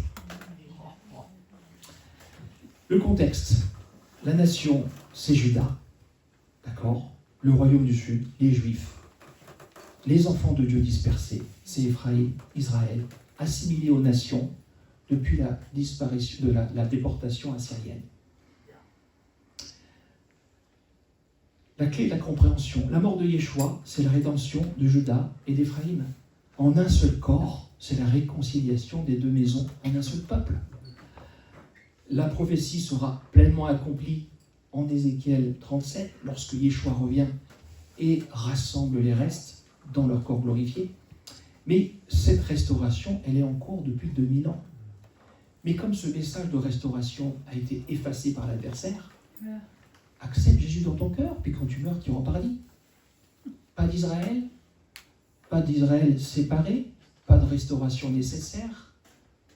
Vous voyez comme l'adversaire a réussi à brouiller ce message de la Bessora qui est essentiel, parce que c'est le véritable message du salut. Donc la mort de Yeshua n'est pas seulement un salut individuel, mais c'est le rassemblement du peuple de Dieu dispersé. Éphraïm, Juda plus Éphraïm, l'Israël restauré, unifié sous l'autorité du Messie. Un peu plus loin, dans le même chapitre, on peut lire « Il, Yeshua, se retira dans la contrée voisine, au désert, dans une ville appelée Éphraïm. » Est-ce qu'à votre avis, c'est un hasard ? En Isaïe 49, 1-6, on peut lire « Écoutez-moi, îles lointaines, et prêtez l'oreille, peuple éloigné. L'Éternel m'a appelé dès le ventre maternel. Il a mentionné mon nom dès ma naissance. Je mettrai en lumière mon Yeshua, mon salut, pour restaurer Israël et être une lumière pour les nations. » En Isaïe 43, il est question d'Israël, son serviteur. Bien sûr, ce serviteur, c'est le Mashiach, c'est Yeshua, qui est présenté comme le serviteur choisi pour Israël. Israël, c'est Israël plus Éphraïm. Donc, Éphraïm représente les nations dispersées et le serviteur doit rassembler Israël dispersé et être la lumière pour les nations. Donc Yeshua, il est appelé dès le ventre de sa mère. Et on voit ça également dans le proto-évangélium, dans Genèse 3, où la semence de la femme écrasera la semence du serpent. Donc la question, c'est le rassemblement d'Israël, Éphraïm plus Juda. Et la mission, bien sûr, elle est universelle. Pourquoi ? Parce que la descendance d'Éphraïm, elle s'est répandue comme le sable sur la mer et comme les étoiles du ciel sur l'ensemble de la planète. Donc Yeshua n'est pas seulement venu pour la maison de Juda, ni seulement pour la maison d'Israël, mais il est revenu pour rassembler tout Israël. Et à travers le salut d'Israël, Yahweh sauve les nations. Pourquoi ? Parce que tous ceux qui entendent parmi les nations le message de la bonne nouvelle sont appelés à se joindre à nous. Donc la prophétie montre que la réunification des deux maisons d'Israël, c'est en réalité la mission du Messie. Paul nous dit dans Romains 9, c'est tiré de la DRH, « Nous qu'il a appelés non seulement d'entre les Yéhoudim, Judas, les Juifs, mais aussi d'entre les nations. Comme il le dit aussi dans Osée, « J'appellerai mon peuple celui qui n'était pas mon peuple, et je ferai miséricorde à qui n'a pas fait miséricorde. Et il arrivera qu'au lieu où il leur avait été dit, vous n'êtes pas mon peuple, là ils seront appelés les fils de l'aile vivant. Paul, lorsqu'il utilise ces paroles qui viennent du prophète Osée, Paul sait très bien à qui il s'adresse. Il sait très bien quelle est l'identité de son audience et quelle est sa mission auprès des païens. C'est aller à la pêche des brebis perdues de la maison d'Israël. Donc Paul parle de la grâce de Dieu étendue aux croyants issus des nations. Donc pour nous, c'est des païens, on ne connaît pas leur histoire, on ne sait pas, ben voilà. Mais Paul savait très bien que les Loami étaient les descendants des 10 tribus d'Israël dispersées, Éphraïm. Et il savait très bien que l'objectif divin, c'était de restaurer et de rassembler tout Israël sous Yeshua. Donc Paul, en réalité, il s'adresse aux descendants d'Éphraïm. Et il confirme que les dispersés parmi les nations sont inclus dans le plan de salut. Pourquoi ? Parce qu'il est question d'un seul peuple, Juda, Éphraïm, réunis à travers la foi dans le Messie. Je vous ai dit qu'il y aurait beaucoup de redondance dans ce message, mais parce que je pense que c'est très important de comprendre ce message. Il est essentiel. Dieu n'a jamais abandonné les descendants des 10 tribus dispersées. Et la grâce et la miséricorde de Yeshua rassemblent tout Israël, transformant ceux qui étaient Loami, pas mon peuple, en peuple choisi. L'unité prophétique d'Israël et sa mission universelle se réalisent pleinement dans le Messie. Telle était la compréhension de tous les apôtres. Pourquoi ? Parce que toute l'histoire du salut, elle concerne Israël. Est-ce que Pierre pensait pareil ? Et vous, vous êtes un clan choisi, un sacerdoce royal, une nation kadosh, sainte. Un peuple qu'il s'est acquis pour annoncer les vertus de celui qui vous a appelé des ténèbres à son extraordinaire lumière. Vous qui autrefois n'étiez pas un peuple, Lo-Ami. Vous êtes maintenant le peuple d'Élohim. Vous qui n'avez pas obtenu miséricorde, Lo-Ruhama, vous avez maintenant obtenu miséricorde. Pierre confirme exactement la même chose que Paul. Donc, le contexte, Pierre s'adresse aux croyants issus des nations, dispersés en réalité depuis la chute du royaume du Nord. Il s'agit bien sûr d'Éphraïm, des 10 tribus perdues, assimilées aux païens et devenues païennes. En Yeshua, ils ne sont plus Lo-Ami ni Lo-Ruhama. Leur rejet et leur dispersion sont désormais transformés à travers leur foi. Et ils retrouvent leur place dans Israël.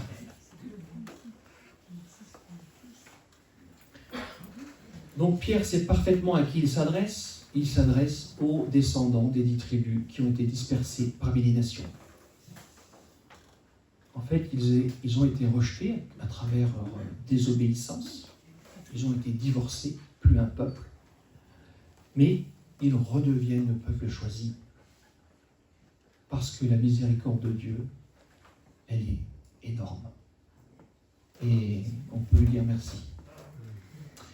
Donc la mission universelle, c'est annoncer la lumière de Dieu, accomplissant la vocation prophétique d'Éphraïm, c'est-à-dire de bénir les nations.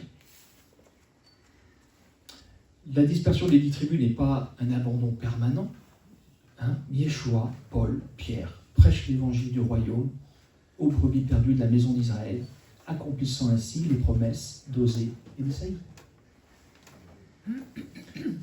Pierre nous dit aussi dans une de ses épîtres qu'Épha, envoyé de Yeshua Mashiach à ceux qui ont été choisis et qui résident dans la diaspora du Pont, de la Galatie, de Cappadoce, d'Asie et de Bithynie, selon la prescience d'Élohim le Père, par la sanctification du roi, dans l'obéissance et l'aspersion du sang de Yeshua Mashiach, que la grâce et le shalom vous soient multipliés. Pierre écrit aux croyants dispersés parmi les nations, à ceux de la diaspora. Et ces dispersés ne sont pas uniquement descendants de Juda, mais ils sont aussi des descendants d'Éphraïm. Ils vivent parmi les nations et sont appelés à retrouver leur identité en Yeshua. Pierre appelle à la sanctification et à l'obéissance, c'est-à-dire à revenir à une adoration en esprit et en vérité. Et c'est Yeshua qui nous permet de revenir à cette adoration-là. Et tout cela, bien sûr, c'était prophétisé à travers Osée et Isaïe. Donc Pierre reconnaît l'origine spécifique de ces croyants, les descendants des 10, voire des 12 tribus. Et la grâce et la paix de Yeshua ne concernent donc pas seulement Juda, mais tous les enfants d'Israël dispersés parmi les nations. Donc ces lettres sont une confirmation de la restauration prophétique et d'Éphraïm en vue de l'unité du peuple de Dieu. Jacques 1.1, toujours tiré de la BRH. Yaakov, serviteur de Yahweh et de l'Adon Yeshua Hamashiach, aux 12 tribus qui sont dispersées dans tous les lieux. Premièrement, joie. Donc, pareil, Jacques s'adresse explicitement aux 12 tribus d'Israël, c'est-à-dire Éphraïm, les 10 tribus non-juives dispersées parmi les nations, et Juda. Et sa lettre vise à encourager et fortifier ceux qui vivent en diaspora, loin de Juda et de Jérusalem. Donc les 12 tribus, c'est Éphraïm, c'est Juda. La dispersion, c'est la continuation de l'exil qui était encore d'actualité à l'époque, et qui l'est encore aujourd'hui d'ailleurs. Jacques reconnaît que la véritable identité des croyants dispersés, ce sont les héritiers des promesses d'Israël. Et malgré la dispersion, ils sont appelés à la joie et à la sainteté dans leur roi. Donc la diaspora des 10 tribus n'est pas un abandon, mais un peuple qui a été préservé et qui est destiné à être rassemblé. On va se pencher un peu plus... On va avoir une petite vision, un petit aperçu de ce que Paul veut véritablement dire dans Romains 11. Il conclut les destinées d'Israël en déclarant triomphalement « Je ne veux pas, frères, que vous ignoriez ce mystère, afin que vous ne regardiez point comme sages, c'est qu'une partie d'Israël est tombée dans l'endurcissement jusqu'à ce que la totalité des païens soit entrée. Et ainsi tout Israël sera sauvé. Selon qu'il est écrit, le libérateur viendra de Sion, et il détournera de Jacob les impiétés. Et ce sera mon alliance avec eux, lorsque j'ôterai leurs péchés. » Alors que signifie « tout Israël sera sauvé » ? Paul nous parle d'un mystère concernant la destinée d'Israël. Alors il y a différentes interprétations de ce passage, comme je vous disais tout à l'heure. L'interprétation la plus répandue nous dit que dès que Jésus revient, tous les Juifs seront sauvés. Hop là. Donc le problème de cette interprétation, comme on a vu tout à l'heure, c'est que Israël n'égale pas seulement les Juifs. Dans les Écritures, dans la littérature du Second Temple, Israël désigne l'ensemble des 12 tribus du Nord, les 12 tribus, le Nord plus le Sud. Donc les Juifs sont les descendants du royaume du Sud, Juda, Benjamin, Lévi, mais tout Israël signifie l'ensemble des 12 tribus réunies, et pas seulement Juda. Jérémie 31 nous promet la nouvelle alliance avec la maison d'Israël et la maison de Juda. Paul considérait son ministère comme accomplissant la nouvelle alliance annoncée par Jérémie. Cette nouvelle alliance promet la restauration des 2 maisons. Or, à l'époque, les 10 tribus du Nord étaient dispersées et assimilées aux nations. Donc Paul nous annonce que cette restauration, elle est en cours, que les païens qui croient sont en fait les descendants spirituels et physiques d'Éphraïm. Ils sont réintégrés au sein d'Israël. Et les païens fidèles intégrés à cette alliance sont vus comme le retour des dispersés d'Israël. Éphraïm, exilé et mélangé aux nations, est devenu pas mon peuple, comme on a vu tout à l'heure. Paul cite à plusieurs reprises cette prophétie d'Osée. Mais en Yeshua, le Seigneur restaure Éphraïm de parmi les nations. Donc les païens, pas mon peuple, deviennent les enfants de Dieu vivant par la foi.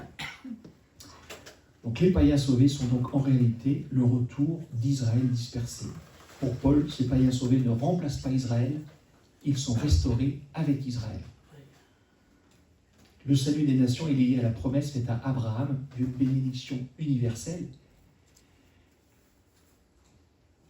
Donc, dans l'olivier, Paul prend l'image d'un olivier. Il y a les branches naturelles, ce sont les Juifs, Juda. Ces branches peuvent être retranchées et elles peuvent être regreffées sur la base de la foi. exactement comme des branches sauvages qui ont été retranchées. Éphraïm a été éparpillé au sein des nations, mais ils peuvent être réintégrés dans Israël de la Nouvelle Alliance, bien sûr, à travers la foi. Donc en fait, le salut des nations et le salut d'Israël, c'est quelque chose d'interdépendant. Les deux vont avec.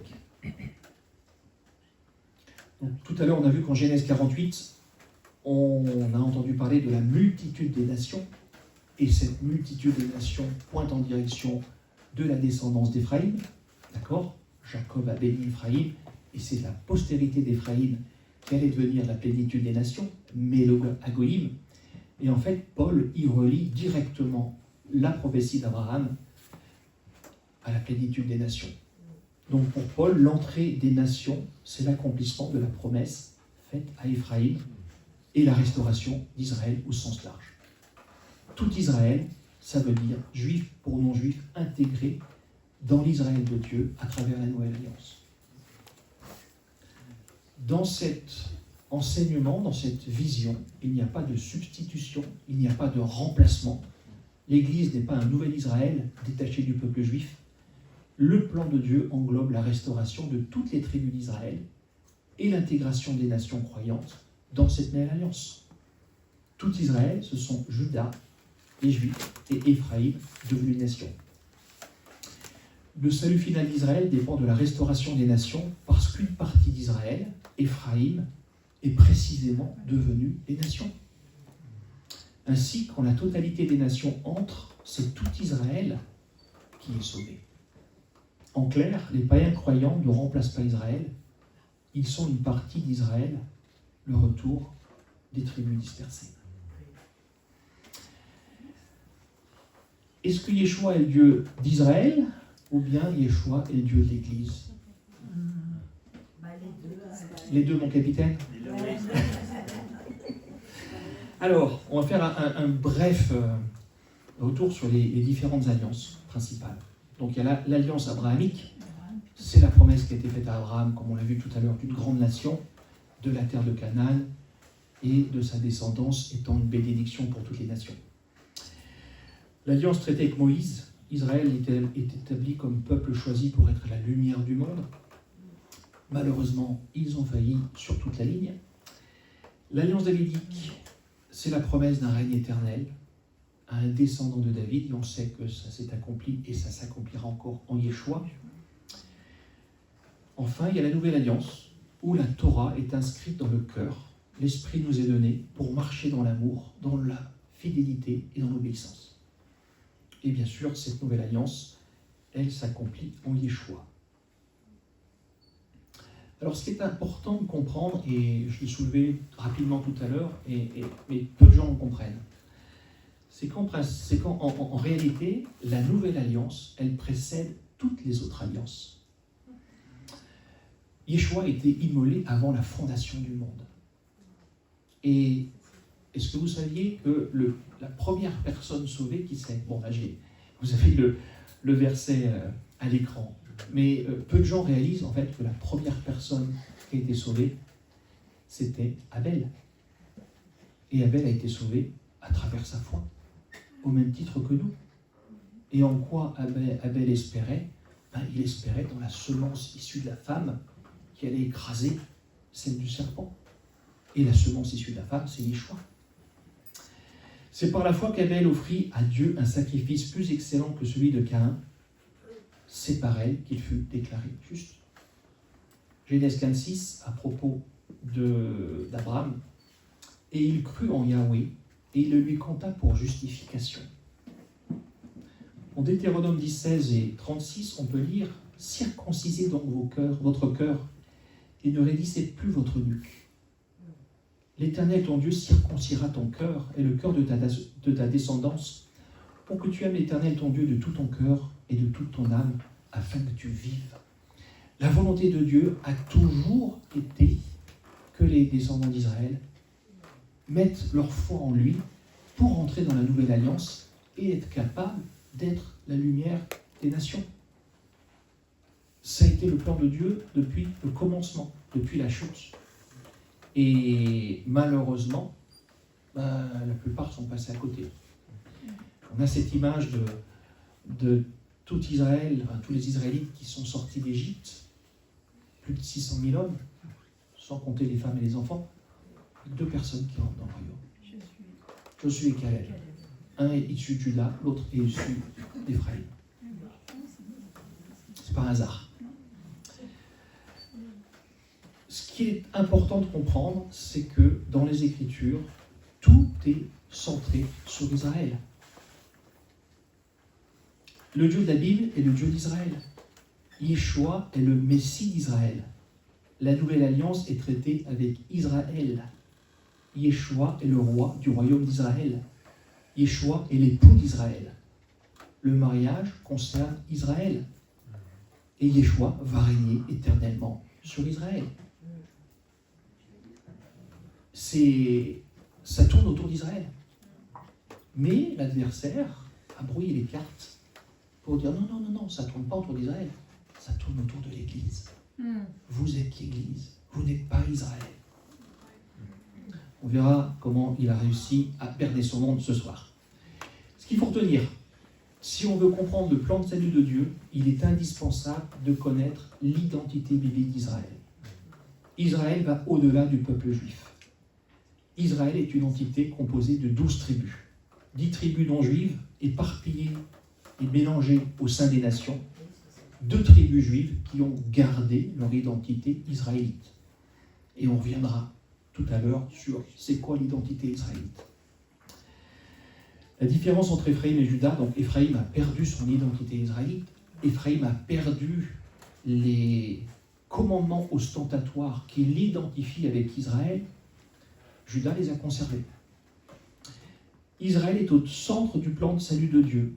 C'est à travers Israël que Dieu révèle sa grâce aux nations. Yeshua rassemble Juda et Éphraïm en un seul peuple, l'Israël de Dieu. L'Israël de la Nouvelle Alliance est appelé à être la lumière des nations.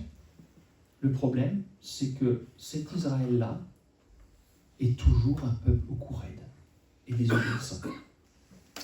Et c'est la raison pour laquelle Juda et Éphraïm vont passer par la grande tribulation. Papa n'est pas content quand papa voit ses enfants désobéissants. Et un père aimant qui voit ses enfants désobéir ouvertement, si on aime ses enfants, eh bien, à un moment, on les corrige pour qu'ils comprennent et qu'ils reviennent dans le droit chemin, pour qu'ils soient bénis. Le Seigneur est en train de lever un reste au sein d'Israël, et ce reste est en train de se préparer pour son roi. Je suis persuadé que ce reste qui va revenir à une adoration en esprit et en vérité va être utilisé et protégé pendant les 3 années et demie de la grande tribulation. Et ce reste aura pour mission d'aplanir le sentier et de proclamer la repentance et le retour de notre roi. Ce reste, ce sont les vierges sages qui entreront dans le royaume, dans leur corps glorifié. L'Israël qui sera glorifié et qui régnera avec le Messie sont les croyants juifs et non-juifs véritablement sauvés. C'est cet Israël qui sera la lumière des nations durant le millénium. Ceux qui n'auront pas répondu à l'appel feront partie des vierges folles qui n'entreront pas dans le royaume, dans leur corps glorifié. Les survivants entreront dans le royaume, mais il y aura des pleurs et des grincements dedans. Parce qu'ils n'entreront pas dans le royaume, dans leur corps glorifié. Et pourtant, pour la grande majorité d'eux, ils étaient persuadés. Ceux qui entreront dans le royaume, dans leur corps physique, avec bien sûr les survivants issus des nations, ce sont Éphraïm et Juda. D'accord, non sauvés. On va terminer avec cette petite question. Israël et l'Église, une ou deux entités? Je pense que maintenant les choses doivent être un peu plus claires. On va regarder un peu les choses sous un angle différent. Le mot Israël fait-il référence seulement à un pays? Est-ce qu'il représente uniquement les habitants de ce pays spécifique, c'est-à-dire la nation d'Israël? Est-ce que l'Église fait référence à un bâtiment? Est-ce qu'elle représente seulement les fidèles qui se rassemblent dans ce bâtiment? Quelles sont donc les définitions bibliques authentiques de l'Église et d'Israël selon les Écritures?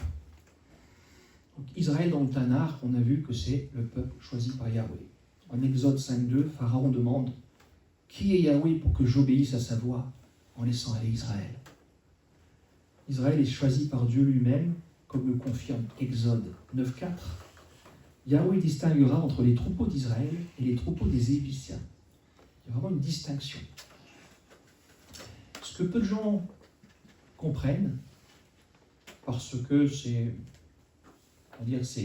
pas forcément évident de percuter lorsque l'on lit ça dans notre Bible, mais en Exode 12.37, on peut lire que lorsque les Israélites ont quitté l'Égypte, une multitude de gens de toute espèce sont sortis d'Égypte avec les enfants d'Israël. Et en fait, cette multitude, ce sont des personnes qui n'appartenaient pas à Israël physiquement, mais qui avaient peut-être des voisins israélites avec lesquels ils s'entendaient sûrement bien, et qui leur ont dit, tu sais pas quoi, si tu mets la foi dans mon Dieu, et que tu mets du sang d'un agneau sur les linteaux de tes portes, ton premier-né sera épargné. Alors il y a sûrement des voisins qui leur ont dit, cause toujours tu m'intéresses, pour moi c'est le Dieu d'Égypte. Et puis il y en a d'autres qui ont dit, ah oui, c'est ça, et bien je crois. Et qui ont mis du sang sur les maisons. Et leurs premiers-nés ont été épargnés. Et cette multitude est sortie avec Israël à travers la foi dans son agneau. Et ces gens ont été immédiatement intégrés à Israël. Ils font partie intégrante d'Israël et ils forment une seule entité appelée le camp d'Israël. C'est-à-dire que le Seigneur ne va pas distinguer entre deux groupes de personnes, c'est le camp d'Israël. Et en fait, c'est la première greffe. Cette multitude de gens de toute espèce représente la première entité qui est greffée sur Israël et qui établit le principe biblique d'inclusion des non-israélites au sein du peuple de Dieu. Et cette inclusion ne se fait que par la foi. Il y a une seule loi, d'accord? Il y a un principe d'égalité divine. Aux yeux de Dieu, il n'y a pas deux entités. On est Echad, on est un. Et notre identité, une fois de plus, c'est Israël. En Nombre 15, on peut lire qu'il y aura une seule Torah pour l'étranger comme pour Israël devant Yahweh. Dans le Nouveau Testament, alors nos Bibles nous induisent en erreur. Pourquoi? Parce qu'elles vont traduire un mot d'une certaine façon. En Matthieu 16, on peut lire, sur cette pierre, je bâtirai mon église. En grec, il s'agit du mot ecclésia. D'accord? On le retrouve dans Matthieu 18. Dis-le à l'église, en référence à l'assemblée. En fait, ce mot grec, ecclésia, c'est un mot qui se décompose en deux mots, ek, qui veut dire hors de, issu de, et koléo, qui veut dire appelé. Littéralement, ceux qui sont appelés hors d'eux, c'est-à-dire ceux qui sont appelés hors du monde, hors des nations, pour rejoindre une entité que la parole appelle Israël. Dans Acte 7.38, on peut lire « C'est lui qui, lors de l'assemblée au désert, étant avec l'ange qui lui parlait sur la montagne de Sinaï, et avec nos pères, reçut des oracles vivants pour nous les donner. » Ici, il est toujours question du mot « ecclésia ». Mais curieusement, les traducteurs ne l'ont pas traduit par « église ». Ils ont choisi le mot « assemblée ». Et vous savez pourquoi ils ne l'ont pas traduit par « église » ? Parce que ça voudrait dire que l'église existe depuis le mont Sinaï. Et c'est pas ce qu'on nous dit. L'église, elle est née à la Pentecôte. Elle n'est pas née au mont Sinaï. Eh bien si, l'église est née au mont Sinaï. La véritable Keïla, la véritable Ecclésia, dans le Tanakh, elle remonte et elle définit l'assemblée d'Israël. Donc la Septante, la traduction grecque du Tanakh, utilise déjà bien sûr le mot « ecclésia » pour désigner l'assemblée d'Israël plusieurs siècles avant Yeshua. Et au 1er siècle, tout le monde comprenait que le mot « ecclésia » faisait référence à l'assemblée d'Israël. Il n'y a pas de nouvelle entité qui a été créée, pas une ancienne, une nouvelle. En fait, le traducteur a choisi assemblée plutôt qu'église, là où il l'a traduit partout ailleurs, pour justement qu'il n'y ait pas de confusion. Il y a eux et il y a nous. Mais en fait, ce eux et nous, c'est une et même entité. Donc il n'y a pas de rupture, il y a une continuité. Et l'Église, ce qu'on appelle l'Église, est en réalité la continuation d'Israël. Elle ne remplace pas Israël. On l'a vu tout à l'heure, dans la Nouvelle Jérusalem, il y a 12 portes. Il n'y a pas de porte pour l'Église. Cela confirme que nous sommes greffés sur Israël. Ce qu'il faut retenir, que nous soyons juifs ou non juifs, si nous avons mis notre foi dans le Dieu d'Israël, notre identité est Israël. Et en tant qu'Israël, nous avons un devoir et une responsabilité. Être les lumières de celui qui nous a sauvés en marchant comme il a marché. Nous sommes ses ambassadeurs et nous sommes appelés à nous battre pour la vérité. Dans la prochaine session, ce soir, nous allons voir comment l'ennemi de la vérité a réussi à brouiller les cartes pour nous enfermer dans un cul-de-sac. Comme d'habitude, je vous invite à examiner toute chose, à ne retenir que ce qui est bon. Merci pour votre attention. Que Yahweh vous bénisse.